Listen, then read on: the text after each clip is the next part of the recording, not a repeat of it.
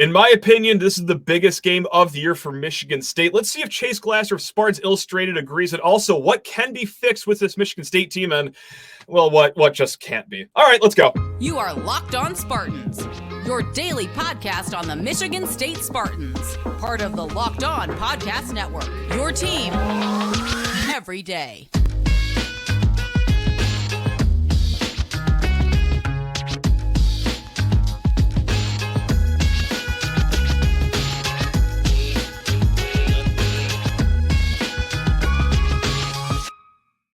These days, every new potential hire can feel like a high-stakes wager for your small business. That's why LinkedIn Jobs helps you find the right people for your team faster and for free. Post your job for free at linkedin.com/lockedoncollege. Terms and conditions apply.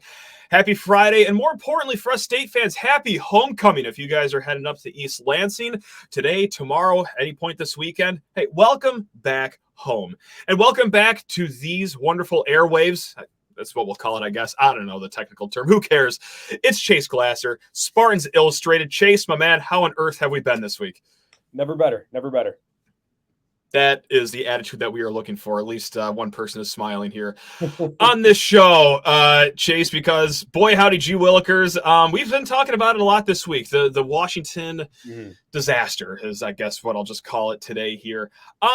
You are a great X's and O's mind. That is why the people clamor to have you back on pretty much every single week. Last week got a little busy, so sorry that we gave you a bye week here. But Chase, just entertain me here because we're going to go away from X's and O's to start this conversation. And check me if I'm being an alarmist, too extreme, or just delirious altogether. I think that this is the biggest game of the year for Michigan State.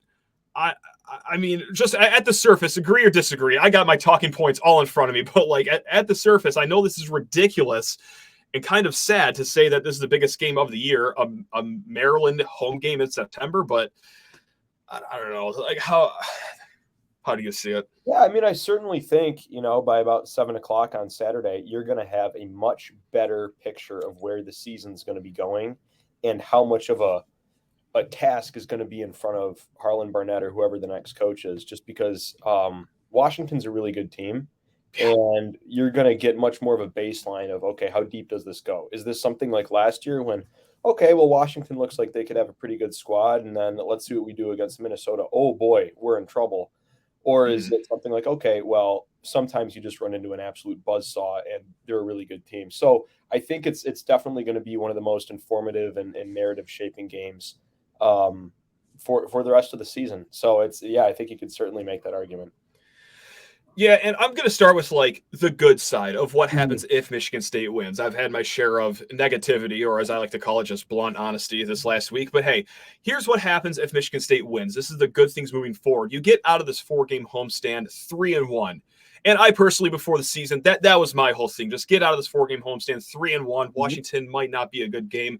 And also, you get to keep yourself in the middle of the Big Ten as well. All right, you beat Maryland. You're at worst like that second tier, in my opinion, right now. And for, well, the head coaching hire, you're going to want this to be an appealing job for a lot of the names out there. But here is my biggest point, I think. It's the rest of the season. Right now, I'm sorry, guys. You could probably chalk Michigan, Ohio State, Penn State up as a loss. I lean loss with that night game at Iowa. So you have the coin toss games, right, Chase? You have at Rutgers, at Minnesota, and this Maryland game. And then the lean win game. I know it's kind of ridiculous to say I'm leaning win right now after what we saw last weekend, but I still lean win for Indiana and Nebraska. So between the coin toss games, Rutgers, Minnesota, Maryland, Indiana, Nebraska, you got to win 4 of those. You lose this game, you have to run the table with at Rutgers, at Minnesota, Indiana, Nebraska, both at home. Like, there is a lot of good that can come from this game. Is there any other like positives that you could take long term, throughout the rest of the season that you think you can jump to conclusions on this Saturday? Yeah, I mean, part of it depends on what you see, but you always want to look for opponent invariant stuff, and that's where if you have a non-con against teams that are bad, well, there's still things that you can take away from it. Look at things that are going to translate regardless of opponent. That's assignment football, general execution, technique, things like that. So if you're coming in and you're playing a mid-tier Big Ten team and you can look pretty good against them, okay, that you can have some increased optimism about where this whole thing might be going in the immediate. Yeah. And I think this team does have talent. They just do. Sure. And I really think if you have the right person, the right sort of organizational structure, they can be a much better team than what they showed. And we can get into all that. But you want to see those glimpses where you can say, okay, there's a corpus here that you can work with, regardless of kind of context or situation. So you want to see something. And I think for Michigan State, I don't know what their identity is. I don't know what it has been, because what are you good at? And at some point when things are really bad, you find, okay, what are my 5 best plays? We're going to rep those to death. And from about 5 plays, you can make all sorts of variations off of them and have a pretty robust playbook that you can compete with a lot of people. I'd like to see MSU get back to that. Like, what are we the best at? What can we execute the best? Let's rep that to death and then try to see some variations off of that. Unfortunately, what they're best at is too many men on the field penalties, illegal formations, and that's unfortunately, that's only a half joke. But I agree with that. So as good as the good can get with a win here, I don't mean to sound like Chicken Little and the sky's falling, but like if you lose this game, I think these are very reasonable talking points and things to worry about. And I'm going to go back to a chat we had with Brian Smith last week. He's our Locked On recruiting expert. Great conversation with him. I asked, hey, in this interim head coach scenario here, like, what are you going to be looking for Michigan State? And his answer was, I just want to see stability. I don't want to see guys like quit. I don't want to see this all become unraveled. If you take back-to-back home losses, I think it's more likely that things kind of split apart at the seams here than they are to be galvanized as you go on the road to Kinnick and throughout the rest of the season that really doesn't have any more easy games. And if you can, lose this game with just the same sloppiness, okay, are the players really going to keep believing in the coaches moving forward here throughout the season? The quarterback battle too. I mean, let's say they lose to Maryland and Noah Kim just does not look good, and now the quarterback controversy is back in play. That could divide a team. I mean, if you don't believe me, just look at what happened at Alabama last weekend.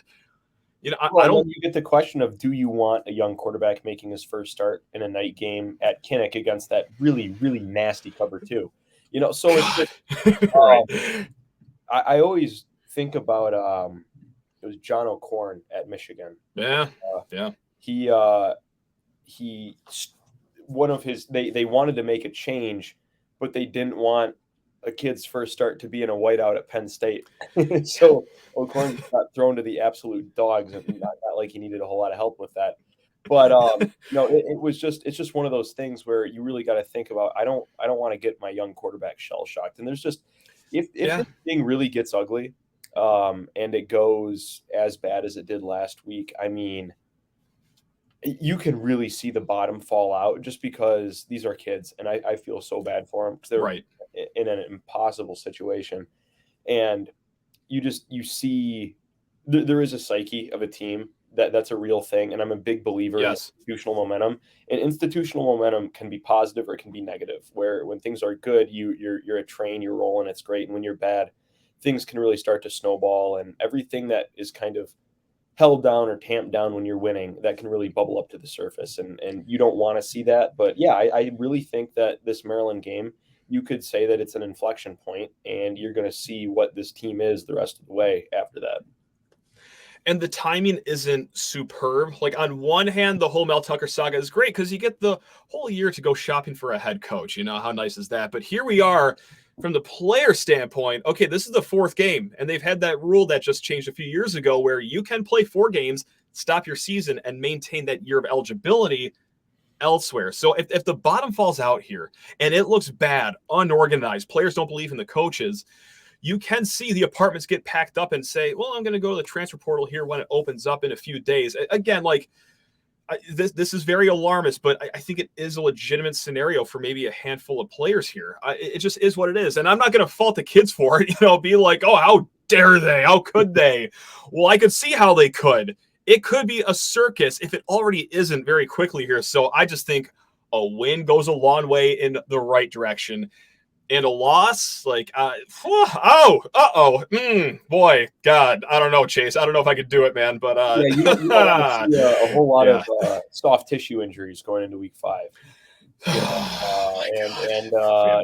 who, well, maybe I'm hurt, maybe I'm not, but I'm not playing. And then all of a sudden in the transfer portal, you don't want to see that. But yeah, you need to see some sort of a proof of concept. I feel bad for Harlan Barnett. I think it's Terrible. clear this is a guy who loves the school, and coaching here is a dream of his, and he gets to do it in just the worst possible circumstances. I feel for the guy, but I just, from an organizational standpoint, I just want to see an organized team. Like that's, I think, the biggest thing to look for is, are they organized? Because, I mean, they looked like a team whose head was anywhere other than the practice field, which I understand on Saturday. So, I mean, we'll just kind of have to see where it goes. But yeah, inflection point, big game, absolutely. No question. And we're going to get into, you know what? Enough in the negativity. We're going to get into some things that can be fixed here because Chase is a good doctor when it comes to that stuff. And then some other things that, can't be fixed. We're not going to be, entirely one-sided here. But first, you need to talk all your ears off about LinkedIn Jobs. Gang, these days, every new potential hire can feel like a high-stakes wager for your small business, and you want to be 100% certain that you have the access to the best qualified candidates available. That's why you have to go check out LinkedIn Jobs. LinkedIn Jobs helps you find the right people for your team faster and for free. It is so easy to add your job to your profile. Even a schmuck like me can do it. So if I can do it, I got full faith in you guys out there. So when you add your job, add the purple hashtag hiring frame to your LinkedIn profile to spread the word that you are hiring. Simple tools like screening questions make it easy to focus on the right candidate with the right skills and the right experience so that you could quickly prioritize who you would like to interview and hire. LinkedIn Jobs helps you find the qualified candidates you want to talk to faster, and my favorite part, for free. So post your job for free at linkedin.com/lockedoncollege. That's linkedin.com/lockedoncollege to post your job for free. Terms and conditions. You got that right, buckaroo. They apply. And also, hey, if you want to look the best at Spartan Stadium this season, look the best at your tailgate, it's homefieldapparel.com and no one else. I mean, they are the sharpest collegiate apparel name in the game. If you don't believe me, go to homefieldapparel.com right now. Look at their selection of Michigan State clothing, or hey, if you're a fan of another school like Hawaii or Colorado School of the Mines, for example. Yes, they have those schools on there as well. Go peruse their vintage logos, vintage apparel, and if the vintage logos aren't cool enough, they feel even better on the body. When I throw a home field t-shirt on, lawn sleeve t-shirt, or hoodie on, it feels like I'm getting a warm embrace from an angel above. It is truly the best. So go to homefieldapparel.com, smash in promo code LOS23 for 15% off of your first order. Again, for 15% off of your first order, that's promo code LOS23 at homefieldapparel.com. And let's check Chase Glasser back into the game here of Spartans Illustrated. And by the time of this recording being published, I believe that your film room will be published. You do great work over there at Spartans Illustrated. You break down everything that's very complex, but hey, you talk to us in a nice, calm tone that even a kindergartner can understand, which is what I need in my life sometimes. Chase, good news? Anywhere? Anywhere. Well, any good news? Listen, if you don't see some good news soon, LinkedIn Jobs is going to be popping because there's going to be I think a new president, new football coach, new coordinators, maybe new staff as well. So I maybe they're going to be utilizing that fantastic tool. Yep. But I mean, as far as what can be fixed, I mean, I think we might have to wait until after this week to get a better read of that because I don't know what Washington is yet. Going into the game, I was pretty vocal about, okay, these guys have an outstanding passing attack and not much else. And then they look just absolutely dominant at every position group. They look bigger, they look faster, they look stronger, certainly far more put together. They just absolutely ran Michigan State off the field in every physical, spiritual, yes. So it's just, I don't know what to make of that because sometimes you just run into an absolute buzzsaw and then you play someone who's, Michigan State has more talent than Maryland across the board. Now you can argue whether or not at key positions. Well, I don't know about that, but they just do. So if that game looks a lot better, then maybe you can identify stuff more. But there are things that just organization, getting guys on the field when they're supposed to be there, that can be fixed. That is just an organizational aspect of things that can be fixed. You can get better on your sideline communication, all that stuff that goes into being a good coaching staff. And that's part of the stuff that when you have a shakeup at the top, you lose stuff like that. I mean, just assignment football, you can get better on that. Even if you're in the right zip code and you're just getting smacked, okay, well, at least I'm within my assignment, right? It's like, yeah, Charles Brantley, he might get absolutely mossed, but he was there, right? Right. And there were other times when people weren't there, but just understanding what you're supposed to do within the framework of the offense and the defense, that can get better. Whether or not you have the physical or mental acuity to actually execute it, you can't really fix that week to week, but you can get guys better organized. And I think that's probably the biggest thing that you can fix is just the general organization of it. I've really made no bones about the fact that I'm not a huge fan of the schematic architecture on either the offense or the defense. But there are things that you can do to play within your strengths. I mean, Michigan State ran ISO, like an insert ISO from inside zone with Nathan Carter. I think that's awesome. I think it takes really good advantage of what he does, where you're going to motion Malik Carr or Evan Morris or whoever your blocking tight end of choice is. You're going to basically have him pick a gap, clear it out, and then put Carter in behind it. That's great. I think, for a one-cut runner like Carter, that's a great way to utilize his tools. This is kind of like what we talked about in the last segment. What do you do the best? And then do that. If you can run mesh, do that. If you're going to run inside zone, do that. Make sure you are 100% and completely sound within your assignments. And then if you can tailor that to an opponent-specific game plan, that's great. But the most important thing on a week-to-week basis is just being organized and having things that that you can do well. Because there's too much talent on this team to not be able to identify something that you can do effectively.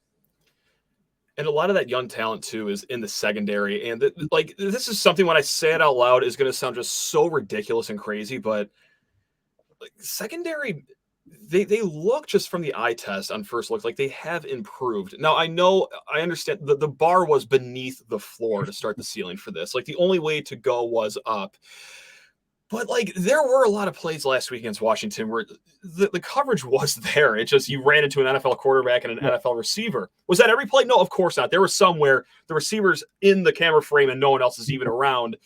But it all falls back to not a lot of help with the pass rush last week at all. But I don't know. After 3 games, I'm not going to say that the secondary is fixed, especially after a game where 375 yards were given up in the first half. But I am seeing the vision, at least with the young secondary players. Am I just a complete idiot for saying that? Or where are you at after just 3 weeks of the season? No, you're not at all. You're not at all. The secondary is absolutely better. I think maybe you got a couple guys playing out of position. I really, really think Tatum projects better as a slot corner, that nickel, the Angelo Gross position. But Gross has been fine. And Kalen DeBoer is a wizard, right? And they used a lot of motion to threaten both edges of the field. Now, what does that do? It keeps your safeties honest. And the safeties are what identifies the defense. Okay, is it cover 2, cover 4, cover 3? What are we looking at here? That's all told by the safeties. And he was able to get both edges pinned down at the same time where he could just read the safeties and DeBoer rips a defense apart. Right. Yeah. But that said, there was a lot of plays where people just make plays where, Charles Brantley, he was in an individual battle and he lost to Dunze, I think. That'll happen. I think so. Okay? Yeah. That will happen to you when you go up against Roma Dunze. He's really good. But you did see, I think, people more in the same zip code. It's not good enough. It's nowhere near good enough. But you have talent there. And when you look at some of the great D'Antonio defenses, I mean, it was the great wheel route incident, right, against Minnesota? I believe so, yeah. 2011, 2012, where, they just got run off the field. The next year, those same guys were the no-fly zone. When you get these defensive backs, it's an incredibly cerebral position, especially in modern college football, where you have to understand leverage, you're switching responsibilities post-snap, you have to understand the route combinations and pattern matching. It's really difficult to do. You're a young defensive back, especially going up against the passing attack of this complexity. Your head's going to be swimming and there's going to be just absolute busts. You don't want it to happen, but that will happen. But there's talent back there. So Yeah, they've improved. Absolutely. It's not good enough. It's not going to be good enough this year. But down the road, probably under a different regime, I think you could see the secondary be at least above replacement level. And a smashing success if that happens compared to last year and, of course, the year before that. I want to switch it up to the offensive side of the ball here in a hot second, but Chase, I'm sorry to do this to you twice. I got to send you back to the bench, though, man, because I need to talk to people's ear off about FanDuel Sportsbook. Right now, as it stands, the line is Michigan State 6.5-point underdogs at home. If you're feeling spicy about our Spartans, go ahead, hit up FanDuel Sportsbook, America's #1 sportsbook. And hey, if you're looking for even more than just the Spartans or this great college football slate, right now, new customers can get $200 in bonus bets guaranteed when you place a $5 bet. How about that for the NFL season? Also, hey, you know what? If you're thinking about joining FanDuel, there's no better time to get in on all the action. The app is super easy to use. There's a wide range of betting options, including spreads, player props, over-unders, the same game parlay. And my favorite part about the FanDuel app, you're going to get paid pretty much instantly, all right? You're not waiting around days at a time for that withdrawal to hit your bank account. No. Mr. FanDuel pays you properly and fast. So what are you waiting for, gang? Visit FanDuel.com/lockedon and kick off the NFL season with us. FanDuel is official partner of the NFL. And Chase Glasser of Spartans Illustrated joins the show once again. Thanks for sticking around for all 3 segments yet again, Chase. I got a question. It's 2 words. Quarterback controversy? Yeah. Sure. Why not? I think, man, I don't know. It's the schedule does not set up extraordinarily well for Nope. this. Okay, you're not Nope. making things this week. You can't bench a guy after one game where Kim was horrific. I mean, part of it, Not great. I think I've been a little bit of a Coach Cap truther just because the offensive line has not been good. He makes a lot of money, and the product is bad. There's talent there, a guy like Ethan Boyd. I know Ramil's out, but Yeah. there's players there that will be good in the future. But Duplain has been bad this year in run blocking. Samak, I know he's been a little dinged up, not overwhelmingly good. Spencer Brown, I took a little bit of heat last year for it because I did a film room piece on him and said I don't see it. He's not been good. Kim was under duress and he got happy feet and he looked bad. But this is not a Washington team that had a world-beating defense by any of the advanced metrics. Understood, it's early, right? We don't really know. Those advanced metrics can be a little bit misleading sometimes. But I was very surprised to see him look as poorly as he did. So yeah, I mean, Hauser came in, 99-yard drive, hit a nice ball to Fitzpatrick there, put his body on the line on a read option. Yeah, it's a possibility, but I don't think with the schedule that you can do it this week because you have to give a guy another shot. And then do you want, let's say, Caden Hauser making his first start in Kinnick? Well, I don't know about that. And then you've got a bye week, you've got a game and then a bye week, and then you're at home against Michigan. And is that what you want your quarterback making their first start? Maybe if you have a bye week and you want to throw you want to throw him a curveball, you could do that. But it's I don't know when you do that, but I got to imagine at some point Kim's going to have a short leash if some of the rumblings you hear about Hauser being as good as he is in practice is true. So possibly. Yeah. But I do think, when we were talking about what can and can't be fixed, there's bigger concerns on a more structural level than just the quarterback room.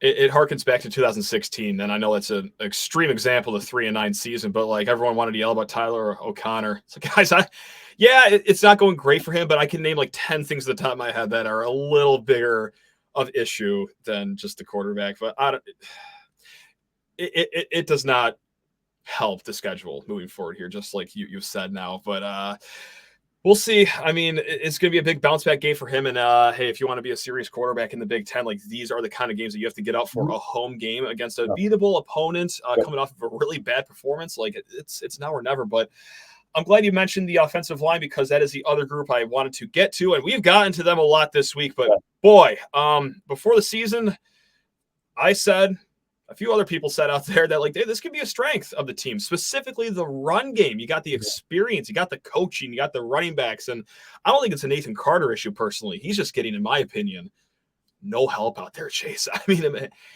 am I correct? Like, is this all in the offensive line, or is a little bit of it on the running backs? Okay. TCU beat Michigan in large part because they were able to deliver free hitters into the backfield against a couple really good running backs.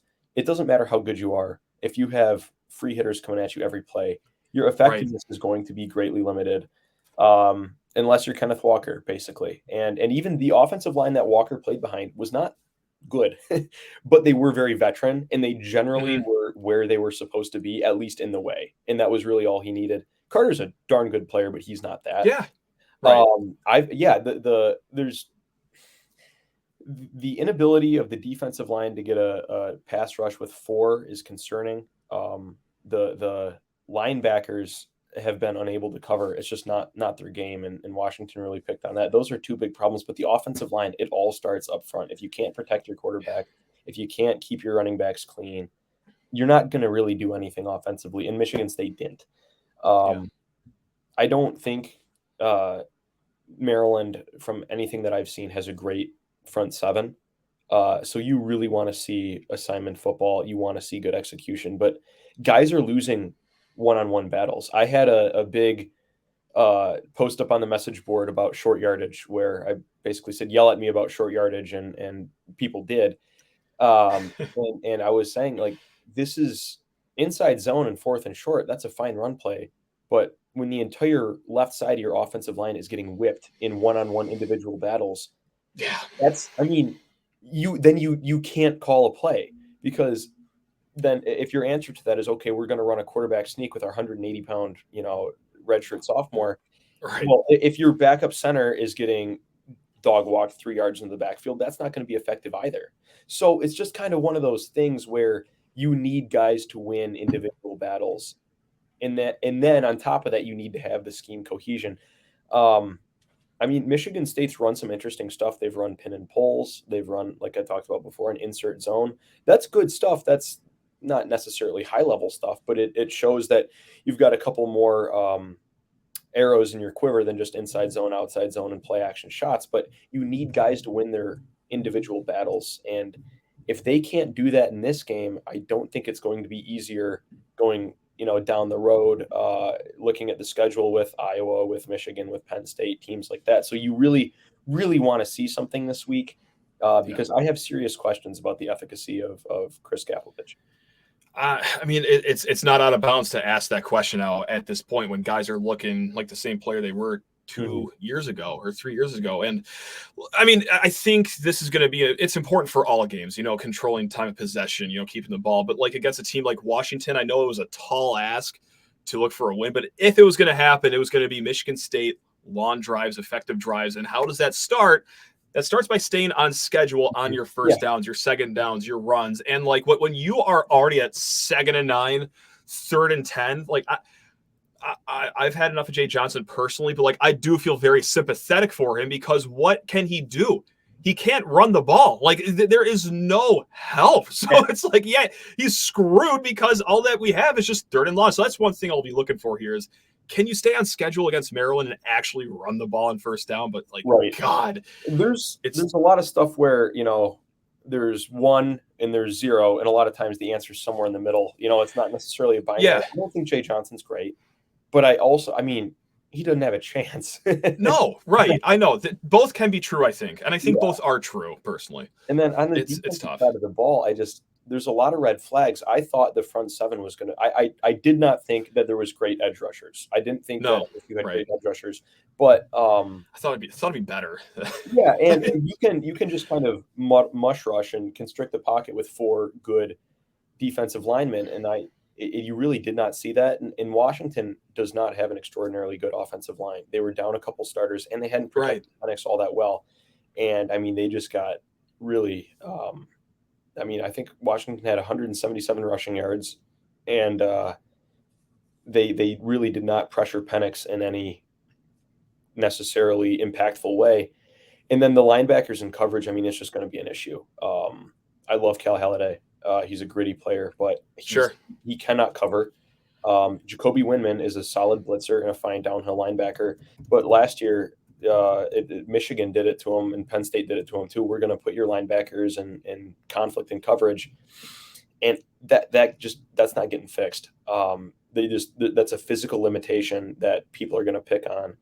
So it's just, you really, really want to see something this week as far as broader cohesion. Corey Dyches, Maryland tight end, he might have 150 receiving yards. I mean, just speaking of linebackers in coverage, I got a feeling if there is any prop on FanDuel with his over-under receiving yards, I'm going to place what I call a mortgage bet on over Corey Dyches receiving yards, because just like you said, the linebackers are good run stoppers, but it's a lot easier to stop the run than it is to, cover guy, as we've learned. And yeah, it's tough. I don't envy them. I don't envy Scotty Hazelton, though I would like to make about $950 a year, something like that. I'd like something that. Like that. I envy him in that regard, but you got a tall task, and you got to get back to what you do best. Try to rep that, and then see where it takes you, because you can't lose the team here. No, right. And I don't envy them. It's been a tough couple of weeks for them. But I guess we'll see. It's a big game. It's about as uneasy of a final thought as I can leave you with. But I know. A lot of turbulence as we're approaching the runway here to land this plane. But we were smooth and positive for like a 6-minute stretch there in the middle. So that was we celebrate all victories here.